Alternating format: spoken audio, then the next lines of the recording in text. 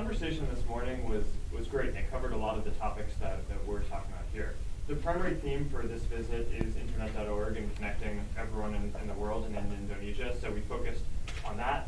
And the first part of the conversation was about the technical and economic and social barriers to connectivity.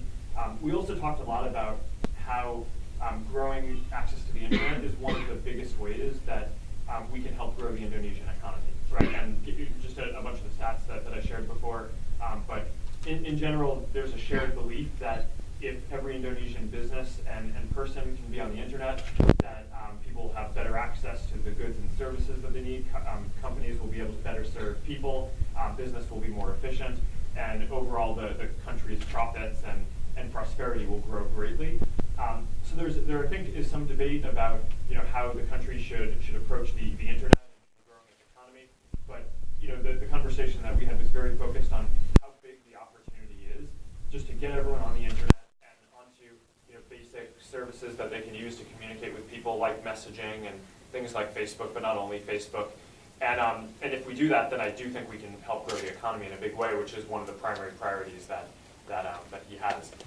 One of the other questions that we talked about was just he asked why is Indonesia a special country, right? And we talked to, and I think some of you guys have asked this question, and one of the things for me that I really care about is when I think about all the people who aren't on the internet, it's one way that connecting people will help is it helps them obviously by creating these opportunities for people that previously were not able to connect.